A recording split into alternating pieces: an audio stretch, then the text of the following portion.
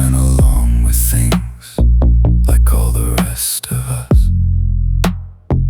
You had your mortgage payment, you had your kids in school, you had your small, comfortable life, and you played it cool.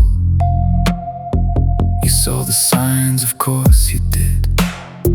You're not stupid or blind.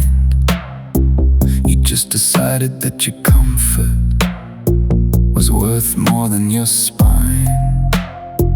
You changed the channel, didn't you? You scrolled right past the pain. You told yourself someone else would fix it, and you did it again and again. Good Germans had families. Good Germans went to church. Good Germans had their reasons. Good Germans let it work. They weren't monsters in the morning. They were neighbors, they were friends. But good Germans kept their heads down, and we know how that ends. You shared the article, didn't you?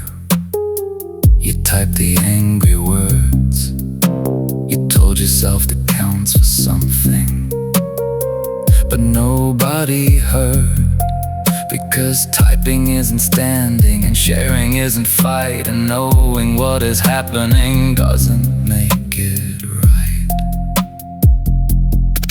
They're not coming for you yet, that's what you tell yourself at night. They're only going after people who didn't live your life. But the knock comes soft at first, then louder at the door, and by the time it's loud enough for you, it won't matter anymore. Good Germans had families.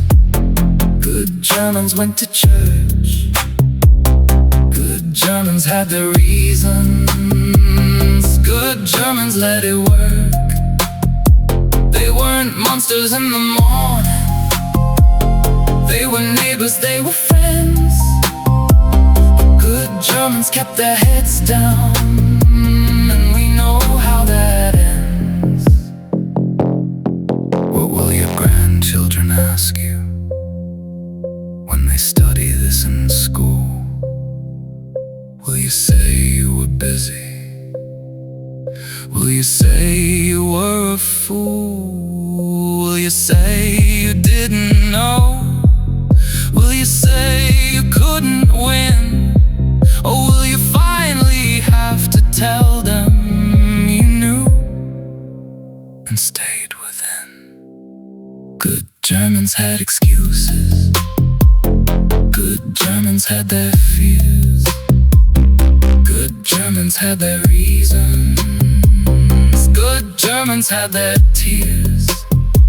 But good Germans built the silence that the darkness needed most.